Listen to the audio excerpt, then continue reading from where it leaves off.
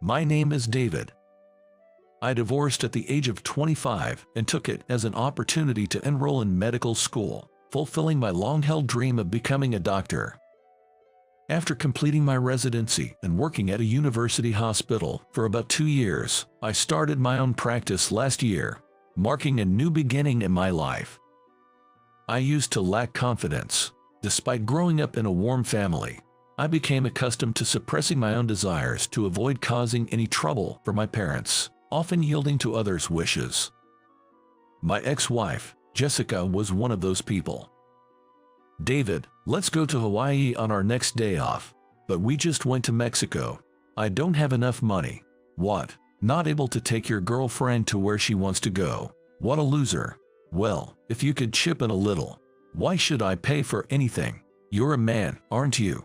Having worked straight after high school, I had a longer work history than Jessica, who was a college student at the time. Still, jobs available to high school graduates didn't pay much back then. It was enough for me to live on my own, but Jessica, somehow convinced that my longer work history equaled higher wages, expected me to pay for all our dates. She was extravagant with money, insisting on trips during long vacations. She never spent any of her own money, always cunningly relying on mine. Yet, lacking confidence and feeling it was a miracle to have a girlfriend despite my low salary and high school education, I couldn't bring myself to leave Jessica. Jessica, on her part, had no intention of working after graduating from college, often saying, "You'll make me a stay-at-home wife, right?" So, I was pressured into registering our marriage. The wedding ended up being a grand affair. I had suggested a ceremony that suited our means, but she wouldn't listen, and we ended up having a lavish wedding funded by both her parents and mine. I would never allow such a thing now, but back then, I convinced myself that if Jessica was happy, that was all that mattered. The real nightmare began once we were married and living together. Jessica had insisted on handling our household finances and was adamant about holding onto my paycheck. However, she was shocked when she first saw my pay stub. Ever since then, I've been constantly berated for having a low salary. In addition to that, she drank alcohol and smoked cigarettes. Furthermore, she claimed it was my fault she needed these stress relievers and began serving me only bread and pickles. She wouldn't cook and would eat delicious store-bought side dishes in front of me. I was constantly called a low earner and worthless man. During this time, I experienced a turning point. One morning, I found myself unable to get out of bed. Despite this, Jessica demanded I go to work, saying it was my responsibility as the low earner, and left for her day. I managed to get up and went to the hospital, not work. Ashamedly, I had to borrow money from my parents as I had none. The diagnosis was mild malnutrition and depression. I was advised to take a leave from work. I returned home, dreading Jessica's reaction. When I explained the situation and mentioned taking a leave of absence from work, Jessica became more hysterical than usual and hit me. "You're such a useless man. How can you be so worthless? Not earning enough money and now getting sick. I want a divorce." All right. Honestly, I was relieved at the prospect of divorce and watched Jessica leave. Finally free, I took a month off as prescribed, but recovered from depression in just 2 weeks, realizing it was Jessica, not work, that had caused it. During the remaining 2 weeks, I thought about my future with a clear mind, likely due to resuming cooking for myself. With Jessica gone and the ability to manage my own finances, I started cooking for myself again, probably the reason for the improvement. As nutrition began circulating through my body again, I started to function better. Thinking about the future with a clear mind was enjoyable. That's when I made a decision. The decision was to pursue my childhood dream of attending medical school. Back then, I lacked the courage to chase that dream. Since I had no other aspirations besides becoming a doctor, I had declined going to university to avoid wasting money and started working, as per my parents' wishes. They were worried about me but respected my decision, always saying life can always be restarted. But after my marriage and divorce with Jessica, I learned firsthand the dangers of living a life centered around others and the importance of living by my own principles. For the first time, I seriously considered what kind of life I wanted to lead. I still wanted to become a doctor. Now, I felt I could do it. I had nothing to lose. From there, things moved quickly. I humbly asked my parents if I could move back home until I graduated from medical school. Thankfully, they also agreed to help with tuition, and combining this with the savings I had hidden from Jessica, I managed to make it work. The next step was to pass the medical school entrance exam, so I spent a year holed up in my room at home, studying intensely. Having not studied seriously since high school, I initially struggled with finding the right study methods. Upon discussing this with my family, they suggested enrolling in a cram school, so I started with a summer intensive course. The plan was to continue for a year if it proved effective. It turned out to be a great decision. I clicked with the teacher, making studying more efficient, and I was able to grasp the key points I needed. My mock exam scores improved dramatically over the summer, and I decided to continue with this teacher for the year. I paid for the cram school fees myself. As autumn came and the February entrance exams approached, I intensified my study efforts. I studied intensively at the cram school 3 times a week. For the remaining 4 days, I dedicated myself to self-study at home. I did nothing else but study. Aside from meals, bathroom breaks, and baths, I was always at my desk. Then, on the day of the entrance exam, I was so nervous I must have gone to the bathroom at least 5 times that morning. Seeing me like this, my parents looked worried, but I headed to the exam venue with anti-diarrhea medicine as my talisman. At the venue, I saw younger students nervously reading their textbooks. Seeing them, I felt a bit more relaxed. They knew only this world. I had already experienced working, marriage, and divorce. Why should I, with all my experience, be nervous? I reminded myself of this. I reviewed until the last minute using the final review list I got from the cram school. And then, the exam ended. Not to boast, but I felt I did better than expected. With 3 weeks until the results, I enjoyed a brief break. On the day of the results, it was finally the announcement day.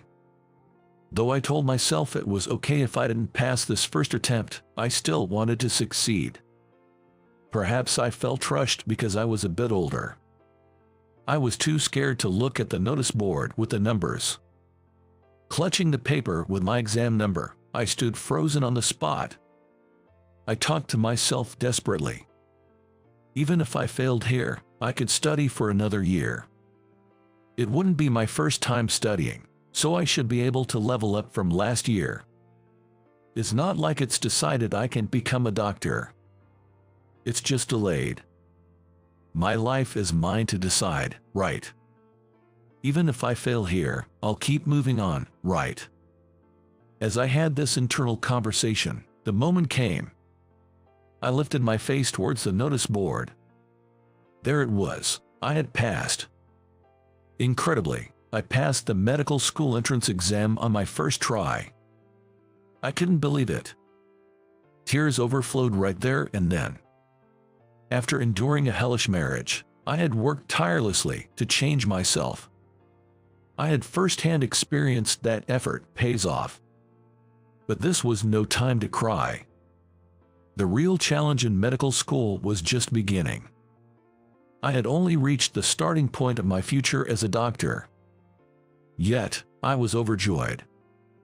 By centering my life around my own decisions, I learned to take responsibility for my actions. Everything I decided was my own responsibility, which was nerve-wracking, but the joy was doubled when things turned out well. I hurried home to share the news with my parents.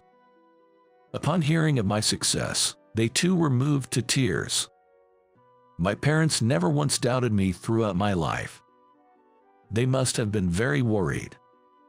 What were they thinking, watching their son give up on his dream just because he lacked confidence? Though late, I felt like I had finally done something to make them proud. Seeing their relieved faces, I resolved to work even harder and be a better son. There was about a month before school started. I was busy with enrollment paperwork and other tasks. Yet, I wasn't bothered at all. I was too excited. I continued living with my parents during my studies, so I didn't have to worry about rent. I'm truly grateful for this environment that allows me to focus solely on my studies. Originally, I planned to use my savings for part of the tuition, but my parents insisted that I keep it for living expenses. As I would be too busy to work, they decided to cover all my tuition fees. Medical school is expensive. When I asked if they were sure, they revealed they had been saving for my education since the day I muttered about wanting to become a doctor. Parents are incredible. Before classes started in earnest, there was an orientation at the university, which I attended. There, I met Emily, who is now my fiancée. By chance, Emily and I were the same age. She had graduated from a different university and worked for a while but couldn't give up her dream of becoming a doctor, so she quit her job to start medical school. Our circumstances were almost identical, except for the marriage and divorce. Emily and I, sharing similar circumstances, quickly hit it off. We exchanged contact information and kept in touch constantly until university started. My life felt completely different once I shifted to living by my own values. Those difficult years seemed meaningful now, as they led me to my current life. Emily suggested we work on a report together, so we met at a cafe near the university and collaborated, debating and discussing as we worked. We had similar goals and, being the same age, we enjoyed each other's company.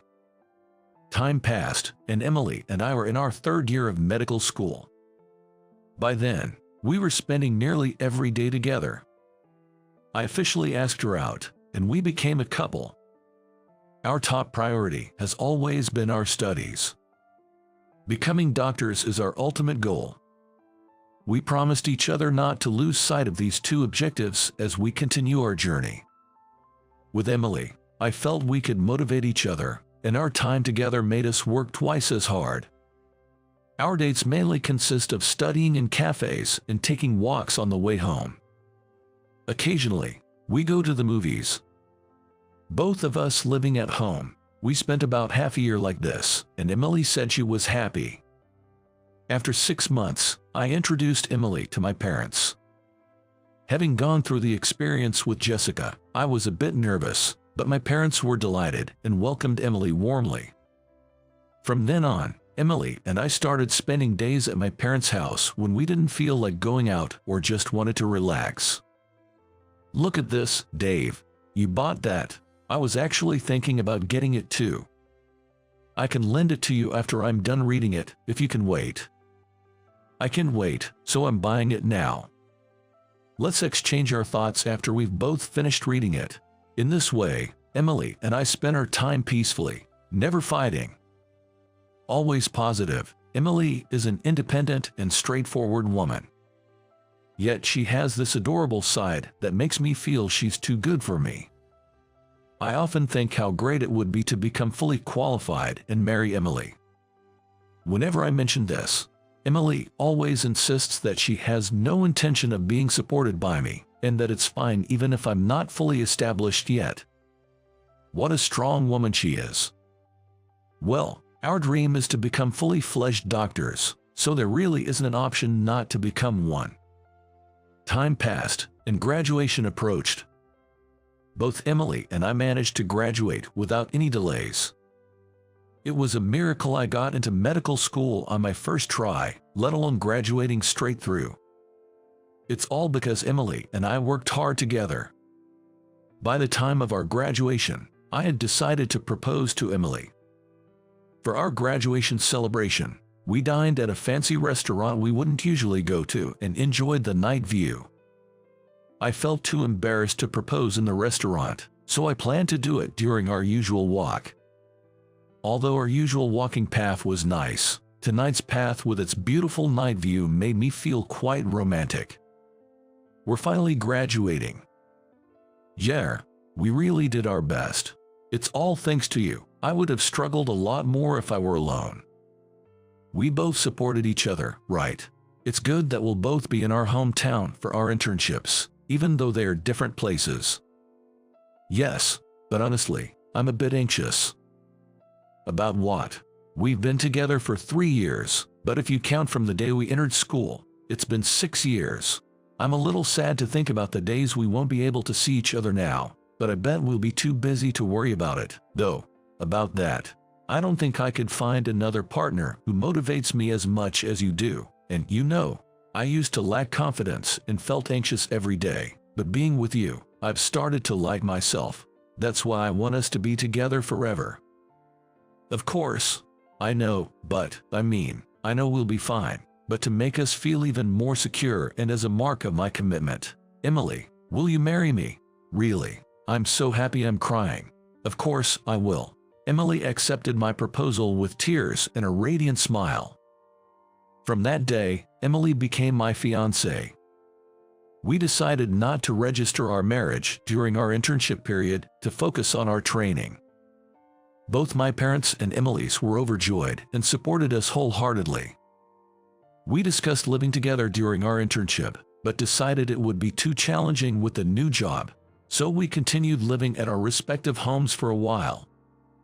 2 years into our internships, after some ups and downs, Emily and I continued to motivate each other and made it through. As we both aimed to become pediatric specialists in the next 3 years, living together seemed more convenient. So about 2 years after getting engaged, we finally decided to move in together. We planned to register our marriage once we were ready to start our own practices after these 3 years. Neither of us was particularly focused on the formalities of marriage, as we were always together and focused on our life goals. However, since it would be Emily's first marriage, we promised her parents to officially register at the appropriate time.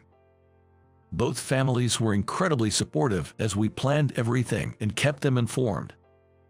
We squeezed in time to search for a place to live amid our busy schedules. I usually went along with Emily's opinions, as she had strong preferences for our home and I wasn't particularly interested. We visited several places and Emily always looked happy. She talked endlessly about furniture arrangement and themes.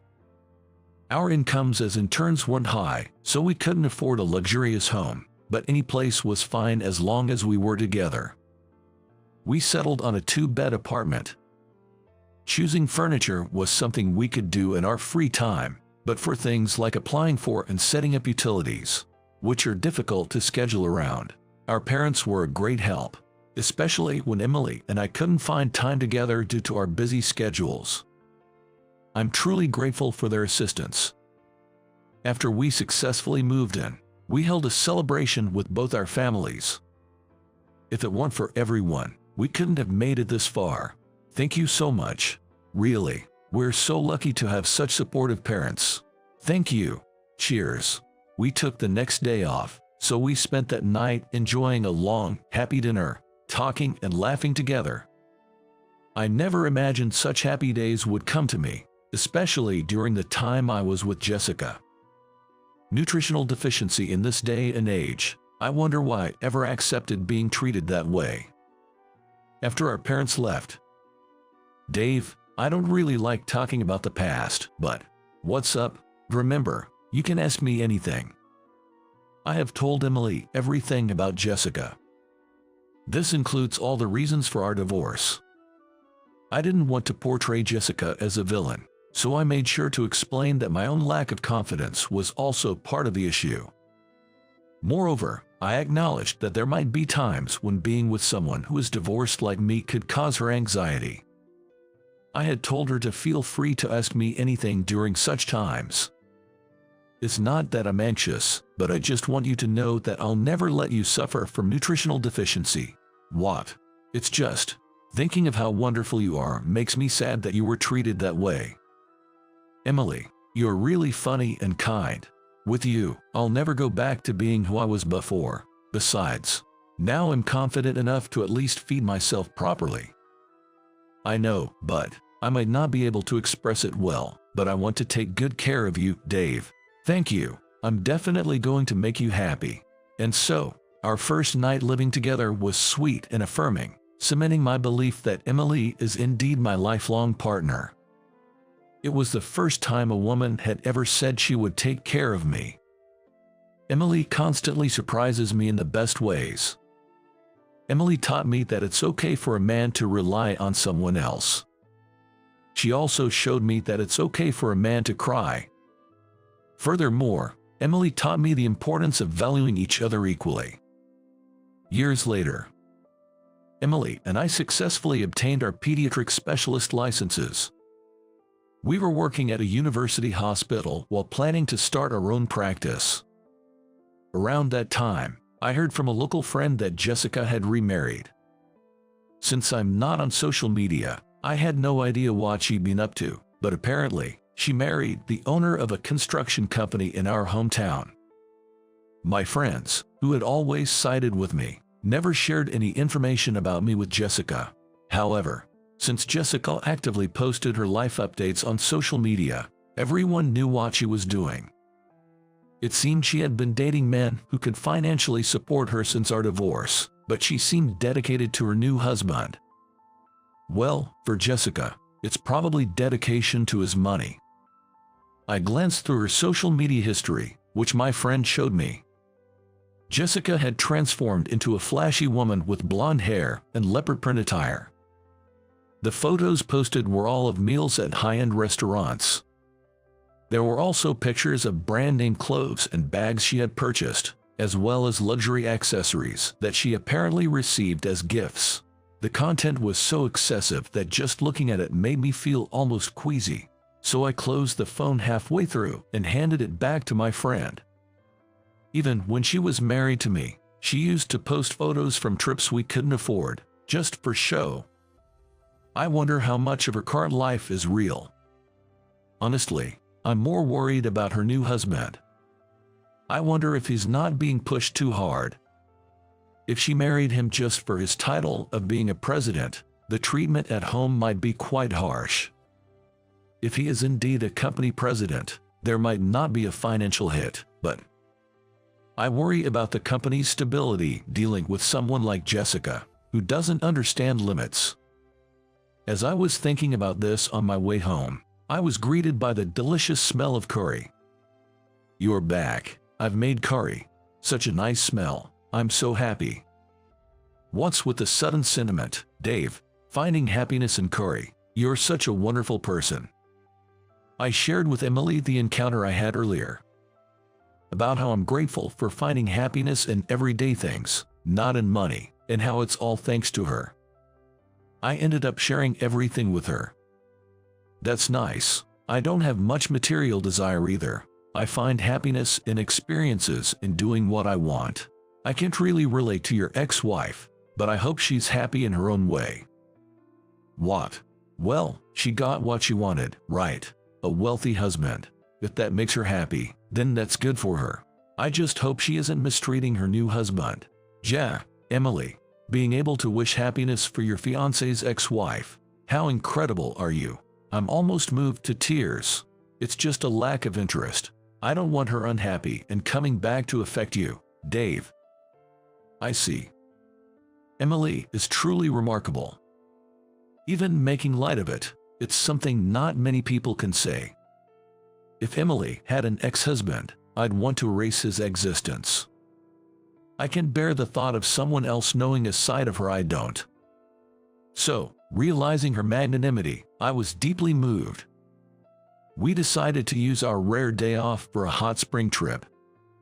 Next month would be the final push for opening our practice, which meant we'd be extremely busy. So, before that, we wanted to relax. I had already submitted my resignation at the university hospital and was using up my paid leave. Emily planned to join the clinic after it was established, so she would continue at the university hospital for a while longer.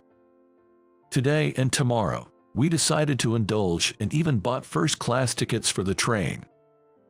And as we were finding our seats, "Wait a minute, David, aren't you David? Jessica, long time no see. You still look as poor as ever. This car isn't for poor people like you, pretending to be something you're not by sitting in first class. How embarrassing. Good thing I left you when I did. I'm now married to a company president and set for life. Hello." As I stood there, speechless, Emily popped her head out from behind me and greeted Jessica. "And you are?" "I'm Dave's fiancée, Emily. Getting engaged to such a poor man, you're going to have a hard time. I was smart enough to escape in our early days. Thanks to that, I married a president and am set for life. You must be jealous." "Indeed, how wonderful. What's with the attitude? You're just another poor couple, aren't you? Don't be jealous." "Jessica, that's enough. Emily, let's go to our seats." Emily smiled politely at Jessica and followed me. I was impressed by her composure. Honestly, my knees were shaking. It's not so much fear of the current Jessica, but a flashback to the trauma of the past. Emily, noticing my cold sweat, was concerned about me. She kindly went and bought me a drink. We weren't too far from Jessica and her husband's seats, but far enough not to hear their conversation, which was a relief. As we were talking about looking forward to the hot springs. "Is there a doctor on board? Anyone?" We heard cries for a doctor in the train. Turning around, we saw an elderly person collapsed behind Jessica's seat, face pale. Emily and I rushed over immediately. "We're both doctors. What happened?" He ordered a drink and was already shaking a bit. As soon as I handed it to him, he collapsed. "Here, Dave, use this." "I see, it could be hypoglycemia. Do you have any Coke or chocolate?" "Wait, what kind of joke is this? David being a doctor? That's impossible. If you perform medical acts without qualification, that's a crime. Stay away. Just be quiet." Startled by my shout, something she had never experienced from me, Jessica was clearly shaken and fell silent amidst the commotion in the train. Amidst the chaos, Emily and I swiftly attended to the patient. "Here's the Coke and chocolate." "Thank you. Dave, shall we try giving him some Coke first?" "Wait a second, are you okay? Can you hear me?" There was a faint response. Without intravenous glucose on the train, it was crucial to get him to ingest a sugar-rich drink or food to avoid danger. "He's responding. Okay, look for a glucose meter in his bag." "Got it." "Sir, we're going to measure your blood glucose level now, okay? It will sting a bit." The symptoms clearly indicated hypoglycemia, but we measured his blood glucose level to be sure.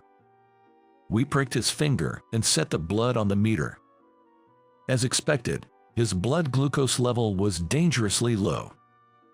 "Confirmed hypoglycemia. Emily, can you help him drink the Coke? I'll arrange for an ambulance at the next station." "Understood." As Emily helped him sip the Coke through a straw, the man's color visibly returned. By the time we reached the next station, he was able to converse. We had him taken in an ambulance to the hospital for a thorough checkup. "David, are you really a doctor?" "Yeah, I am." "But when you were married to me, you were just a nobody." "Maybe I was."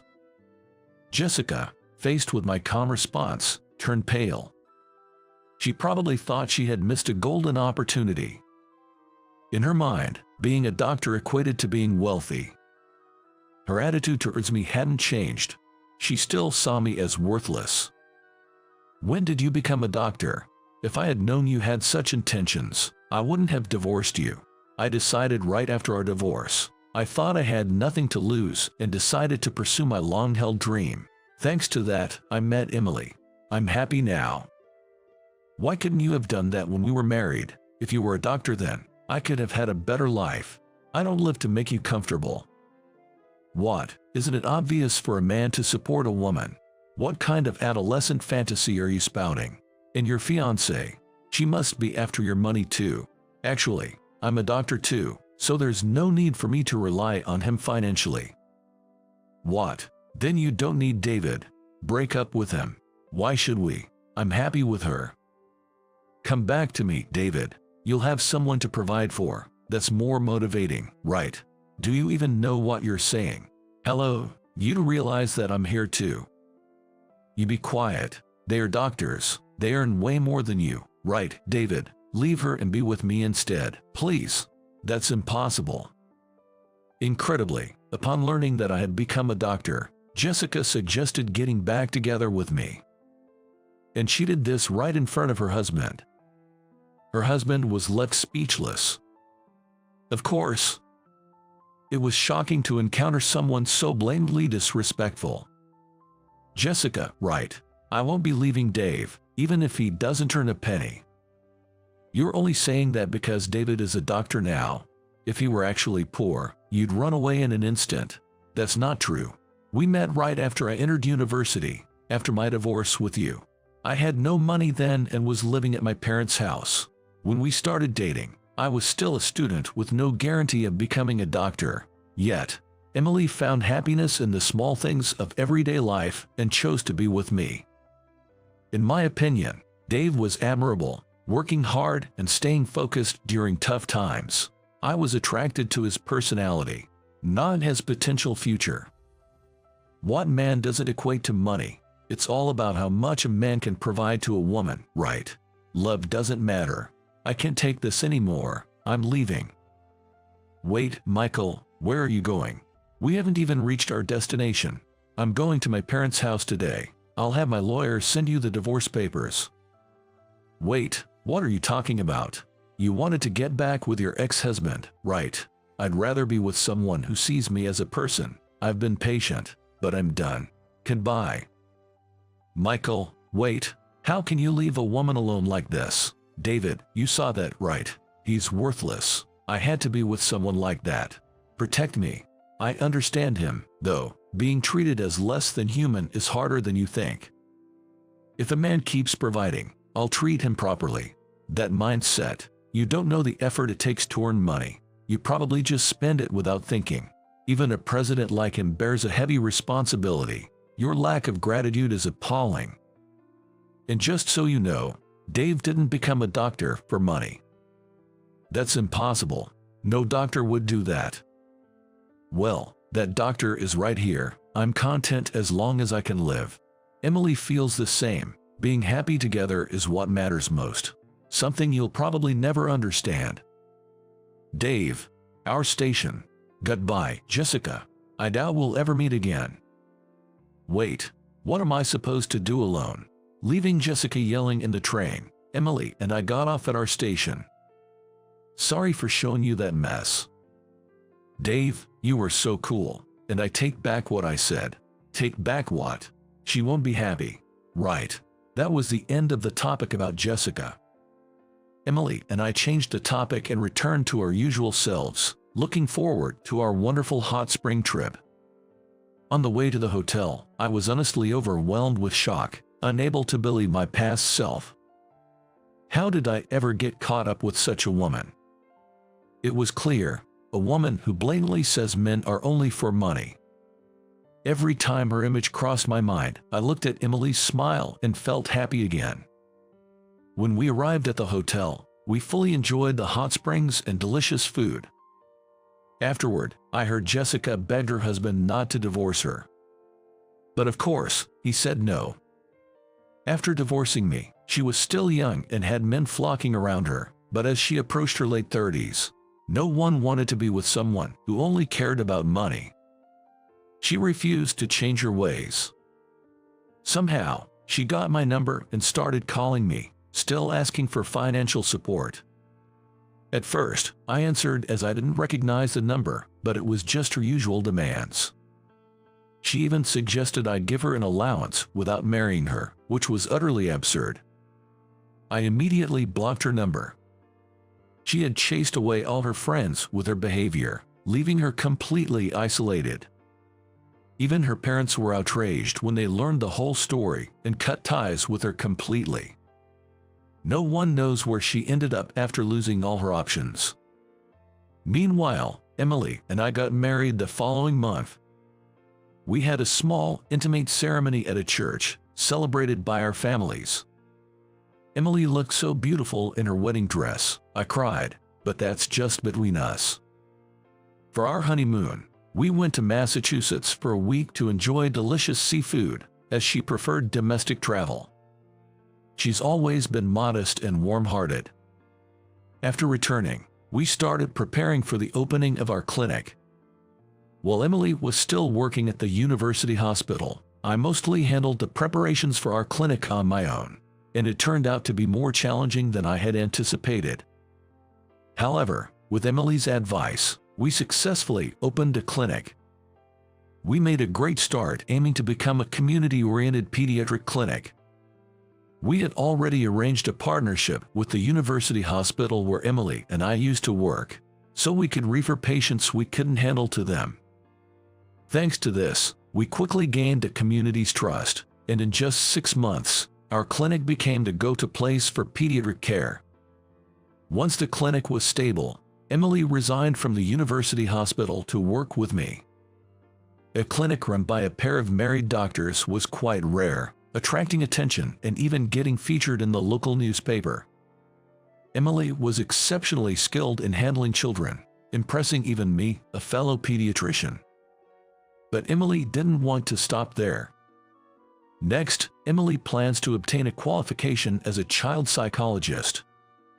Having more specialties than just 2 pediatricians in our small clinic seemed like a good idea, especially since the mental health of children can significantly impact their future. Emily has been interested in this field since her university days. After discussing it together, we decided on our next goal: to eventually expand our clinic to include both pediatric internal medicine and mental health services. Working towards this goal, we're committed to spending our days together, both seriously and joyfully.